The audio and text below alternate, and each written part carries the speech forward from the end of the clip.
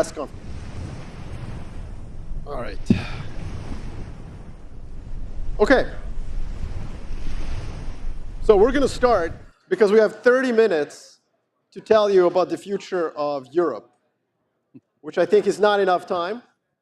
We've got two excellent guests today with me here. First of all, General Allen is what I would describe as a warrior scholar of like ancient West style. So also a diplomat as well. I mean, in his career, he's been a diplomat, a scholar, and a general. So that's incredible, including in Europe with NATO. And of course, KT zu Guttenberg has been a policymaker in Germany at the highest level, defense minister, economy minister too, and also an entrepreneur in Europe, doing many of the things that many of you do here today. So this is great. I want to just start off with a baseline question. You know, this is like when you do one of those truth exams. I just want to ask you a yes or no question, which has been increasingly difficult to answer by American policymakers. So I just want yes or no from the two of you. Did Russia invade Ukraine? Yes. Yes. Okay, good. So we've got some agreements here. Apparently, this is a very difficult question for the Undersecretary of Defense of the United States of America to answer. I watched the YouTube clip of him trying to answer. It was hilarious. Not only for him. Not only for him, yes, pretty much for much of the administration. Okay, so I want to start off with you, General Allen. What is the purpose of NATO, and does it serve American interests? And I don't want you to answer it in a value-laden, normative way. I want to hear a Machiavellian answer. Does NATO serve American national interests? Absolutely it does. And it has since 1949 with the Washington Treaty. It has brought together the results of the post-war Europe into an arrangement with the United States leadership that not only provided for the security of Europe in the aftermath of the war as the Soviet machine aligned itself on the Iron Curtain, but it also created the environment within which the Marshall Plan could take root and create the economic progress that we have seen across Europe that has, in many respects, not just been in Europe, but it's been economic progress and prosperity that has been around the world. So NATO is the largest and I think the most successful military alliance in the history of humankind. And it is in America's vital interest to continue to support it and to be a functioning and contributing member of it. If I was Stephen Bannon right now, I would follow up and say, but I heard a lot about European wealth and prosperity. How does it defend American? American wealth has also prospered because of it. There's no question that the stability that NATO has brought to the global economy, the global political environment, has given America a great opportunity for prosperity and economic advance. So the same question for you, KT, but let's replace American with European or German. You know, take it both ways. So it served us well, and it served us well because we knew, and here we have to be self-critical, because we knew that there is someone with an enormous military might who takes care of us if we're in trouble. There has been one moment when Article 5 was invoked, and it was invoked by the US. At that point, the allies were there to help. That's right. That was Afghanistan. We can argue about the sense and nonsense of the Afghanistan effort as such, but the Europeans were there and serving Americans' interest. And so, yes, it serves economic interests, but first of all, it's a security interest. And in that light, we have to see, okay, NATO has to be, in the course of history, coming from the late 40s, early 50s, has to redefine itself whenever the world is redefining itself as well. Currently, we are seeing seismic shifts, and some of them are invoked by the most important NATO ally. This is the European perspective right now. However, what we need to learn from a European perspective here is if we want to keep NATO alive, it's not enough just to complain that something new is being shaped from over here potentially, but we also have to accept that there has been, over years and decades now, General, complaints from this side of the Atlantic that Europe was taking a free ride, was not giving enough efforts to actually ramp up our part of the equation, and that has to change. And that is changing. So therefore, some of the things we've seen over the last few weeks and months have caused results. However, and we will discuss about that, other results we see are quite damaging, and damaging for American interests and damaging for European interests. But let me come in very quickly. What KT has just said is extremely important. It has been an American complaint for a very long time that the European states individually and collectively have not spent enough, ultimately on their own military readiness and also to contribute to the alliance readiness as well. And that's a valid complaint. And the Europeans have been gradually increasing that amount. It's still not nearly enough, but they've been gradually increasing that amount that has been expended. And that's frankly one of Donald Trump's principal objectives to NATO. In other words, if the United States is prepared to go to nuclear war with Russia to defend or to deter Russia or to defend Europe from Russia, his view would be they need to pay for the kind of capacity necessary for credible defense of the European continent. So this has been a problem all along, but it hasn't been a problem that is existential to NATO, because all of us together and the shared values of NATO really supersede any other rational alternative. And we are not only talking about conventional warfare threats any longer. We're talking about cyber threats. We're talking about the potential of AI. We're talking about threats emerging from climate change, all the other things. And these are things that affect the US equally as all the other allies. So questioning NATO at this time of history right now is utterly reckless. So let me ask you, General. President Trump has appointed a lot of unorthodox policymakers to his cabinet, particularly in your field of sort of defense, intelligence, and so on. What do you think about that? What is the purpose here? Well, unorthodox would lead you to believe that they have an alternative ideology. Most of them are just unfit, ultimately, to have a senior position in the U.S. government, whether it's to take a position in sympathy for Bashar al-Assad, who's a genocidal maniac, or to have personal standards of conduct where that individual couldn't get a security clearance as a second lieutenant.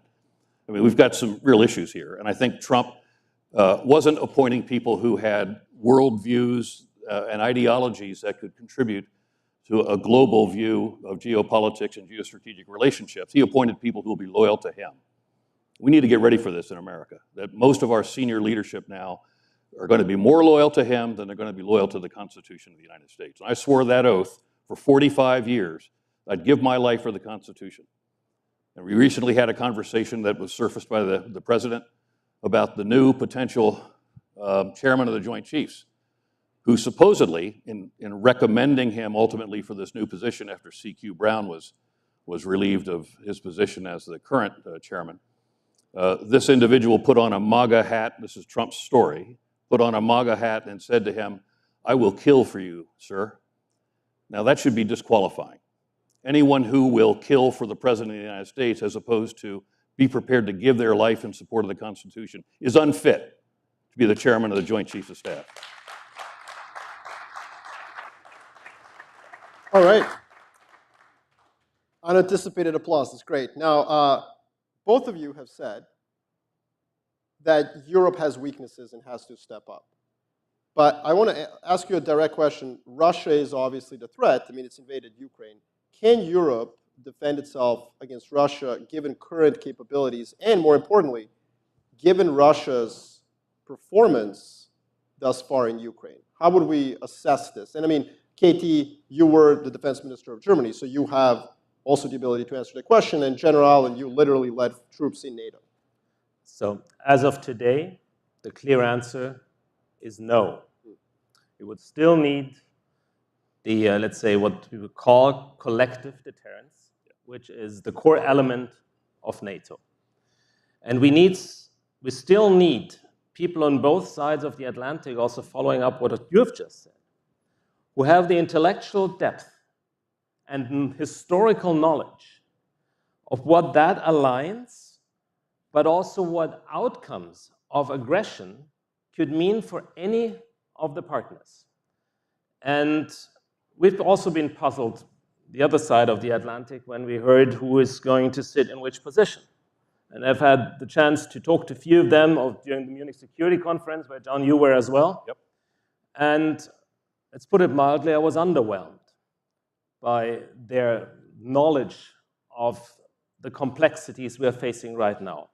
So is Europe capable of confronting a threat which is more than real currently? No, we are not.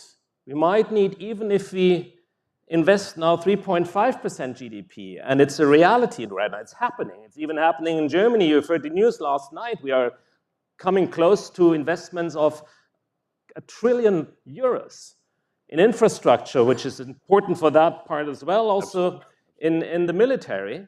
But it will take a few years to come to a coherence where we could say, well, if anyone over here decides I couldn't care less about the Europeans, Ukraine, or Russia, and my worldview is a worldview where we legitimize aggression, then we're standing in the rain over there. And that is something we need to keep in mind. And we come back to the first question. It cannot serve America's interests if Europe is going to implode. And that is something which will just play into the hands of the cynic in Moscow, and not even there. Do you agree with that, General Allen, that today Europe would not be able to repel a Russian attack on the Baltics, let's say? It's a nuanced question. The Russians, I think, have had taken enormous beating of their offensive warfighting capabilities. So it'll be a number of years before they could mount a credible invasion of the NATO territory. But right now, we would have difficulty repelling it, if that's the case. And it's important to make the point that, and KT said it a moment ago, this environment of the 21st century, warfighting and conflict are interrelated in what we call multi-domain operations. The capacity to operate in space, in cyber, and in the traditional physical terrestrial environment, so multi-domain operations. And while for the moment, NATO is not engaged in physical combat and physical war against Russia, we are deeply engaged in conflict with Russia right now in the cyber domain. They are savaging our democracies. I spend a lot of time in one of my relationships with the private sector looking at the Russian, Chinese, Iranian, and North Korean cyber threats to the US in general, but to our allies also as well. You wrote a book on it. Sorry? You wrote a book on it. Well, yes. And the point is that while the Russians have not invaded, they are constantly intruding into our cyber networks for reconnaissance purposes, to implant beacons, ultimately to attack strategic infrastructure, critical infrastructure, but they're also directly attacking our societies as well, seeking to separate us along racial lines or gender lines or religious lines as well. And it's 24 hours a day. I just flew in from Taiwan to here, and they're under constant cyber attack by the Chinese. So the Chinese and the Russians are at our throats every single day in cyberspace. And we, the Europeans and the Americans, have to be constantly shoulder to shoulder in repelling these attacks against the very essence of our societies. So can we defend ourselves today? I think the Russians have very limited offensive physical capability to wage war against NATO. But they are fully capable of waging war against NATO and our democratic partners on both sides of the Atlantic in cyberspace. And they are very aggressive in that regard. And they'll affect our elections, they'll affect our children, they'll affect our school systems, et cetera. And we have to work at it together. So there's two reasons that I'm moderating this panel. I didn't even introduce myself, which is fine. I haven't done anything close to what you gentlemen have. But the first reason is that I have an unorthodox perspective, if you will. I think Jamie's asked me to moderate because I come from a country that both US and Germany have bombed over the last 20 years. One of the few. So I'm going to ask some uncomfortable questions now. KT, you're saying that Germany is ready to step up, Europe is ready to step up. General Allen, you're saying that's necessary. But there is that old saying from Lord Ismay, and I know both of you know, that NATO's there to keep the Americans in, the Russians out, and Germans down. The old 1950 saying, first chair of NATO. There is a benefit in some ways for the US globally from Europe not necessarily having grown out of its geopolitical adolescence, perhaps. At least that's a theory. So if Germany steps up, could there be a future, and this is something that President Trump is, as you mentioned, pushing Europe into, perhaps haphazardly, is there a danger 10, 15, 20 years from now, where the two entities have a divergent view on a geopolitical matter of critical, perhaps national security to both? That risk is, that risk is always given, but getting back to that infamous sentence, currently we have a situation that takes the US out, brings the Russians more or less a rather free perspective into Europe, which was a very nice one, and which finally brings the Germans to a level that they take responsibility. They've been asked for decades now also by their other European partners. We've been shying away from that because of our history, but for way too long. And we're talking about the third, fourth largest economy in the world. So Germany needs to lead in that regard and needs to take that, or co-lead, let's put it that way, together with a French president who is an outgoing president, a lame duck at home, but the only one who actually phrased a greater European strategy, together with the Brits. Yes, we still have Brexit, but we also have a necessity right now to form certain coalitions in Europe which don't resemble the core EU idea as such. But that idea has had its flaws as well. So we've been more or less strangled by the principle of unanimity when it came to foreign affairs and security questions. So we'll see groups that are willing to coil, but also a temptation by Russia, unfortunately currently by this administration over here, by China, to widen existing rifts within the European Union and to weaken that very part of the continent. Exactly. And again, that doesn't serve anyone's interest, at least not anyone's interest within the alliance. So you're saying almost, yes, maybe 10, 15 years ago from now there's a divergence, but it's almost a worthy risk for the next 10 years. Europe needs to get stronger, better at defending itself, and more integrated. But to follow up on that, we've had an example where it already worked, and it was the euro. So the euro was not implemented by all, at that point, 21 member states. Today we have 28 minus 1 after Brexit. And we've had 17. And it was a concept that worked. So 17 now. So it was the growing thing, and the growing thing that formed into a concept where it's a European concept, and whoever wants to join can join a group of, let's call it the willing. And that could be translated into defense. It could be translated in all the other issues we are interested in, for instance, from an investment point of view, other things.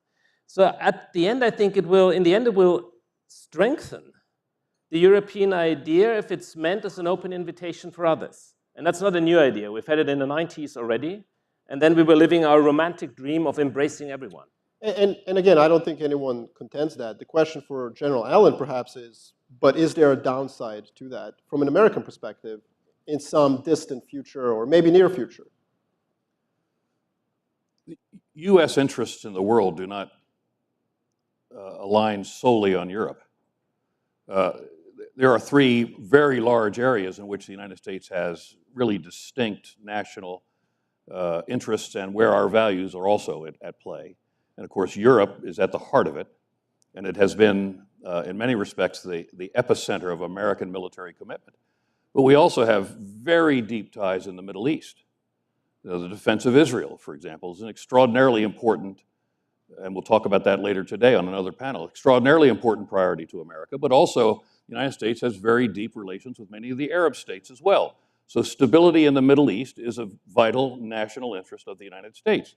And then, of course, increasingly, the United States is very concerned about Chinese aggressiveness in East Asia. You know, there's a long time, there's this sort of a racist view that the Asian populations could not adopt democracy. And in fact, some of the best functioning democracies on the planet with very strong economies are in East Asia.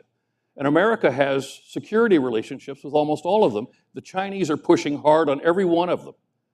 So the United States has great interest in being part of the European and transatlantic community. And there was an advisor to Angela Merkel recently who said a couple of years ago that we, the European members of NATO, have to step up in our interoperability and our embrace of modernity in terms of our modernization of our forces so that the United States can still fulfill its own responsibilities in the Middle East to secure that region, but also increasingly with the US attention in East Asia.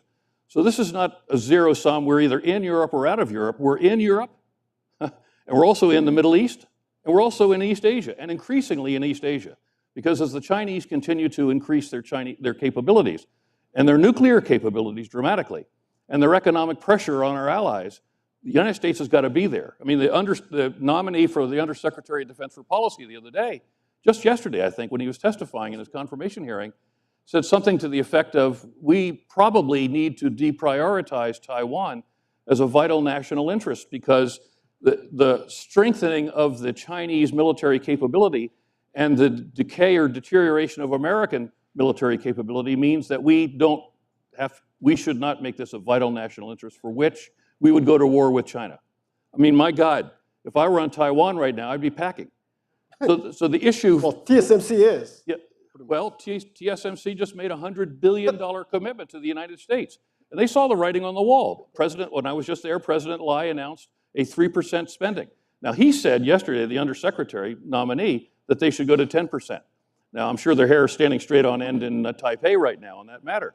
But these are really complex issues. The U.S. is very interested in the transatlantic community. It's very interested in the long-term survival and long-term health of NATO. But it's not the only thing against which vital national interests of the United States are at stake, and that we're willing to go to war over. And where we, from a European perspective, again, should be willing to cooperate. And that's our tectonic shift. So it's not all about the European borders, securing European borders. If you talk about a functioning future of NATO, it is all about being willing to work together in other parts of this world when it comes to defending our shared interests. Exactly. And we've been hesitant when it came to that, with the exception of Afghanistan, and with the exception of helping out a little bit now also in Asia, but certainly not enough. But that needs to be done, and that's something we need to ramp up as well. Okay, so in your career, General Allen, you've obviously led men and women into war. KT, you've defended, German interests. I do something far pettier than that. I try to predict the policy of men such as yourself so that my clients can make money. That's what I do. Like, I work in finance. That's it. So the euro is on fire. We had two days consecutively of more than 1% moves in the euro, which is, for a large currency with lots of volume, shocking. This isn't the Brazilian real. And I don't know how many people in this community, the tech community, know, but European banks have wiped the floor with tech stocks in the US since January 2022. How many of you know that? European banks have outperformed US tech. Crazy. Who would have thought? So I want to ask one question. I mean, I think a lot of the enthusiasm over the last 6 weeks is because there's this view that there's like a pincer maneuver. On one side you have Trump, on the other side you have Putin, and that it's finally gotten the Europeans to be serious about domestic structural reforms, fiscal spending, and so on. And every time I go to a conference like this, the sort of glib, annoying, cliche question is, yes, but if I need to call Europe, who do I call? Right? I mean, you've heard this, Katie. This is constant refrain, like, at American Anglo-Saxon events, like, is Chancellor Merz going to be able to step into that role and pick up that phone? Is he going to embrace it? Is he going to take it? And is Europe going to allow him to do it? And maybe more importantly, is Germany, is the conservative Germany focused on every Pfennig, so to speak, going to allow Chancellor Merz to become that person? Regarding the latter, yes. Wow, cool. But you would still need at least 3 phones. And it's okay. iPhones let you one's directed to Berlin. One is for the next 2 years still directed to Paris. And one needs to be directed with all flaws connected to that to Brussels. And if you have a 4th phone, think about Warsaw. Yes. Yep. But don't fall into the trap that you need to please or somehow pamper or divide all 27. The temptation to divide is always given. And it's certainly given from over here. And Steve Bannon will keep hopping around in Europe and tell all the guys over there, use social media, nationalize, be a proper populist. And that's the best future you can have, which is an illusion. But that's difficult to do when Brussels is also giving you billions of dollars for defense. And so I think one of the problems Stephen Bannon is going to have when he runs around Europe is that he's running around Europe with, like, what, a Twitter account? Whereas Brussels is now running around Europe with billions of dollars for defense. So if I'm Viktor Orban. Yeah, but that's exactly what I've just said before. If we don't wait for those who could block a European decision, but take our decisions within a group that is capable and willing to step forward, then we are at a new level, That's right. which will make us safer and will also serve American interests. I agree with that, absolutely. Well, and I think that, I mean, for what it's worth, I think my view is that pressure makes diamonds at the end of the day. And perhaps Europe has been coddled too long, with perhaps too benevolent of an America. Yes, it has, definitely. And pressure makes diamonds. It makes diamonds as long as it's understood that this is something where you don't have to go further just for the sake of securing your own weird deal. So putting pressure on Europe to say you have to take care of what's happening east of you more and more by yourself is fair enough. But at the same time, calling something a peace deal, which is nothing else than legitimizing aggression, and combining that with a rare earth exploration deal and calling that peacekeeping or peace saving is probably the euphemism of last week. All right. Two more really quick questions. We have 3 minutes left, but we have both of you here. This is a panel on Europe, and Market is certainly enthusiastic about Europe right now, but I want to get your global perspective as well. First of all, Russia. Really quickly, I mean, 30 seconds. What is the future of Russia-West relationship? Let's say this deal gets through, whatever. We have a ceasefire, as you said. We apply some sort of a deal with Ukraine where it becomes Israel of Eastern Europe. I'm assuming that's where it's going to go. You know, the security guarantee is that it's going to be armed to the teeth. I highly doubt we will actually offer any security guarantees, whether it's Trump or not. But the question is, what then? You know, where does the Russia-West relationship go? What do we have to wait for? Well, the Russian intent is ultimately to roll back the gains that NATO had made. It's been very clear several times that the Eastern European states that joined NATO in the aftermath of the collapse of the Soviet Union created a security environment that in the end was intolerable to Russia. Well, that's just baloney. Because all of those states had lived under the Soviet yoke with the Russian boot on their necks for generations. And by the way, they wanted to be free and they wanted access to an economic environment that under which they could flourish. NATO expanded to the east. They were incorporated. They're safer now, with the exception of Orban, perhaps in Hungary. But they're safer now. They're more secure now. And they are, in many respects, that because of NATO and because of the EU. Putin's intent is to dismantle as much of that as he possibly can. His intent is to expand the Russian Empire once again. He has been successful in employing force to change the borders of European countries and countries in Central Asia multiple times since the 90s. And if we give him a peace deal, as KT said, if we give him a peace deal that rewards him with 4 provinces of eastern Ukraine, he will have been successful once again in using military force ultimately to change the borders of Europe. Why would he stop then after he has rearmed himself? Now, Dmitry Peskov just said the other day, the spokesman for the Kremlin, we are happy, I'm almost quoting now, we are happy to see that all American foreign policy seems to be aligning with us. And Hegseth, just 2 days ago, ordered the US Cyber Command to stop offensive cyber operations against the Russians and to stop offensive cyber planning against the Russians. It's like going into a fist fight with your hands tied behind your back because the Russians and us are locked in mortal cyber combat every single day. Now, I don't know where Russia's going to go. Russia's intent is to dismantle the security architecture that has sustained peace in Europe for many, many years. If this administration signs up to that, I'm worried. But this administration is only going to go for 4 years, and we'll see what comes after that. And the stink that's left in the American nostrils over Russia over the last several years will not be gone by then. I agree with everything John has said right now. I think there's another point important here. Fully agree, John. Another point's important here. There's that obviously grand strategy to have a new Nixon and China moment, but just with Russia now. So means make a deal with Russia and you get them out of the arms of China. That is an utter illusion. Absolutely. Insanity. It won't happen. Absolutely. It won't happen. There's no reason for Putin to sacrifice what he has just built over the last few years. Yes, as a junior partner to Beijing, but he will keep that open because he says in 3 years that guy in DC might be gone. And I might play his game for a while right now, take Moldova in between, maybe also Georgia, because nobody will lift a finger. Europe will not be capable of doing so. Washington will not be willing of stepping in. And does this make a safer world?